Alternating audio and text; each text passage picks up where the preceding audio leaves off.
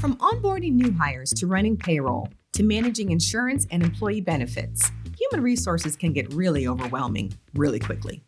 As a busy business owner, we know you don't have time to sort through it all. That's where we come in. As the team behind Core Business Resources, a niche HR consulting firm, we have over 50 years of combined experience with helping business owners and managers navigate all things HR. And don't worry, our podcast will be way more fun than reading an HR handbook. Which you need, by the way.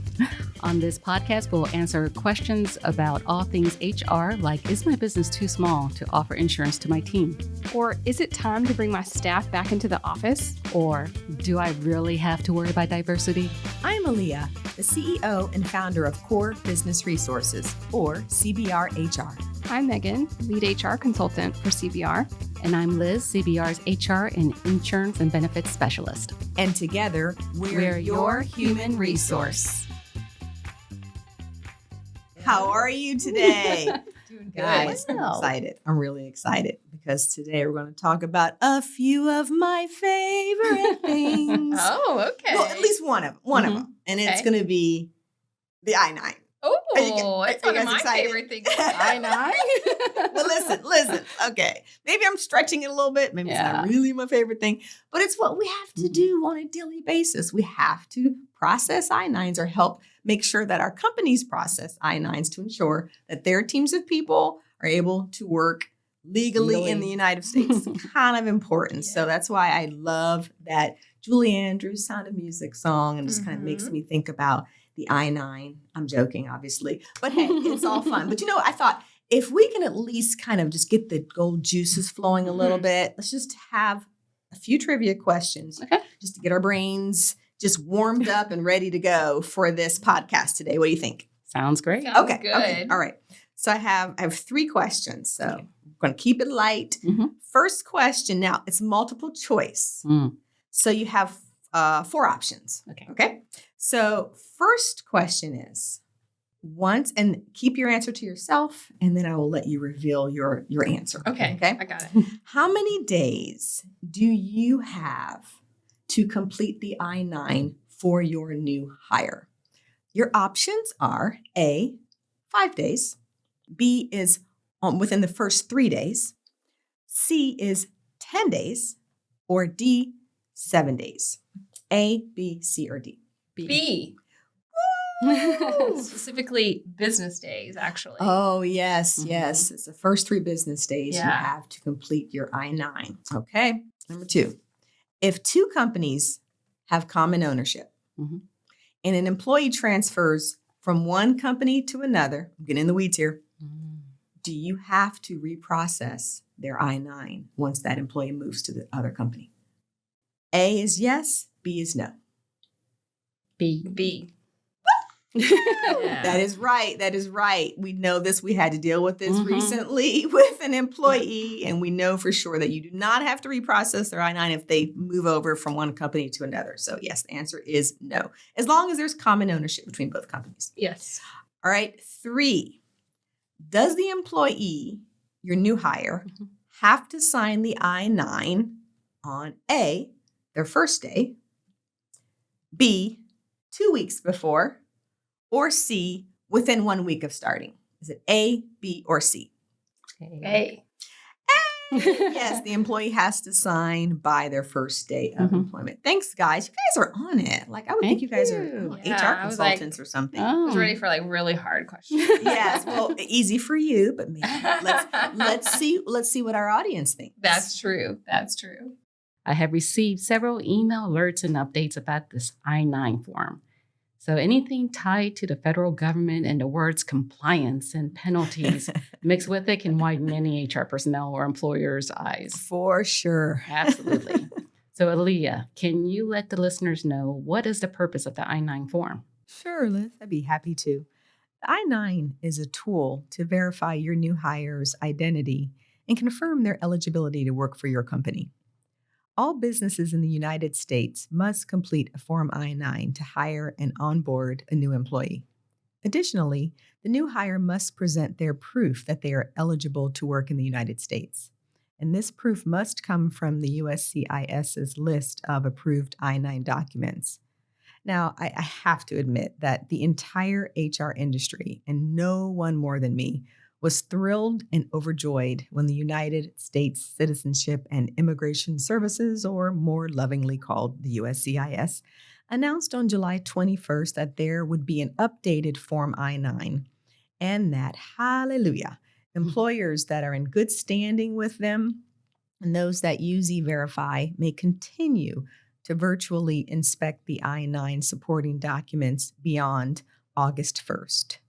For years, the Society of Human Resource Management and many other HR advocates had been arguing for the need for businesses and HR teams to be able to virtually inspect I-9s, as more and more companies were beginning to work virtually, as we all know. Virtual inspection was initiated due to COVID back in 2020, and it has been extended many times since that point. However, the USCIS made it clear they were not going to extend it beyond July 31st. The plan was to return to in-person inspection, requiring employers to designate and pay either a local official, like a notary, or, and get this, you could designate a family member to conduct the in-person inspection. Okay. Wow. Yeah. So when the USCIS announced that they were going to allow the continuation of virtual inspection of I-9 documents, HR professionals, and no one more than me, as well as many business owners across the country, literally celebrated this very modernizing adaptation to employee onboarding. So the deal is that the current Form I-9 may be used through October 31st. And then by November the 1st, the very next day, the new updated form has to be implemented in your organization. That is crazy. So Grandma Betty, who just had cataract surgery, could essentially have been a designated person. That is correct. That is correct. No, that was the old plan. Wow. Well, you're absolutely correct. Since the pandemic, there has been many more remote employees in today's workforce. Yes. So how do employers verify remote workers now? Well, after the employee and employer fill out sections 1 and 2, which Megan will go into detail about, employers who use virtual inspection must then conduct a live video interview with the new hire, confirm the documents that they're presenting look accurate, that they're not expired, and that they're on the list of approved documents. And then the employee must submit a copy of those documents, which the company has to save in the employee's HR file. Lastly, the company official processes the new hire in E-Verify and saves that approval in their HR file as that final document. Great. Thank you so much, Aaliyah, for that information. Absolutely. Now, Megan, could you go over the basics of filling out the I-9 form, please? Yeah. So the I-9 form is very overwhelming for a lot of employers. They see all the sections and check boxes. And my recommendation to really any employer is to just take it one section at a time. And to know that most of the time, you really only be dealing with Section 1 and Section 2. And the rest of the sections are used for special circumstances, which I'll talk about in a minute. So Section 1, which is completed by the employee, is completed on their first day. It collects identifying information about the employee and requires the employee to attest to whether they're a U.S. citizen, a non-citizen national, a lawful permanent resident, or a non-citizen authorized to work in the U.S. So there are 4 options, and the employee must check which option pertains to them. Section 2 is the employer section, and it has to be completed within 3 days of the employee's hire date. It collects information about the employee's identity and their employment authorization, and the employee must present documentation, and the employer must review it, which Aaliyah talked about earlier, and essentially your job is to make sure it's compliant and valid. Now, let's talk about the other sections which are used less often, but they're still just as important.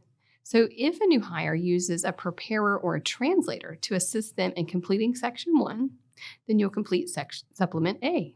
So is there a requirement for rehires as well? Yes. So employers should use Supplement B when they rehire an employee or when a re-verification is needed. So a re-verification is needed when an employee's authorization document has expired. And you need to make sure you're doing this section before that employee's authorization documents actually expire. Supplement B can also be used to record a name change. So say your employee got married or they just changed their legal name. You'd use that section.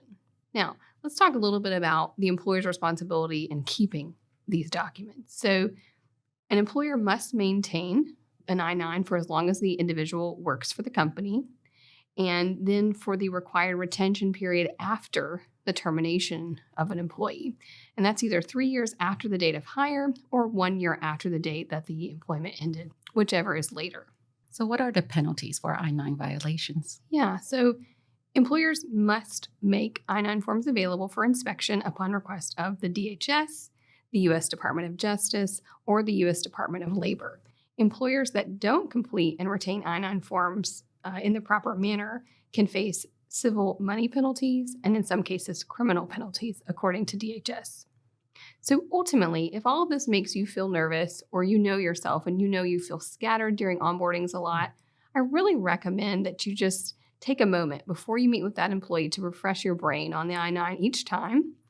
Maybe look at one that you filled out previously, look how you did it, or you can actually download a blank copy and highlight the different sections, maybe highlight one color for the employer's portion and one color for the employee's portion to make sure you don't miss anything when you're filling it out. Thank you so much, Megan. Those are fantastic tips. So we have all been receiving alerts on an updated I-9 form. Aaliyah, could you please go over the recent updates, please? Sure, Liz. Yes. Sections 1 and 2 have been reduced to a single-sided sheet. No previous fields were removed. However, multiple fields were merged into fewer fields when possible. Additionally, the Preparer Translator certification area moved to a separate standalone sheet, which is now labeled Supplement A. So employers can use that and provide that when necessary. Also, the Re-verification and Rehire section also moved to a separate standalone sheet, which is now labeled Supplement B. The fourth change was the removal of the term alien authorized to work, and it was replaced with non-citizen authorized to work, which I think is a much more modern way to refer to an employee born outside of the United States. The USCIS also clarified the difference between non-citizen national and non-citizen authorized to work, which I think was helpful. Lastly, the USCIS also made the form I-9 responsive, and a responsive design allows you to complete it online on a tablet or on a mobile device very easily, which many of our teams now are working online and completing these types of forms on a mobile device. So that was a huge help as well. Well, that's great. Well, all this I-9 information isn't as scary as I thought. Thank you, ladies, for providing insight into this important subject.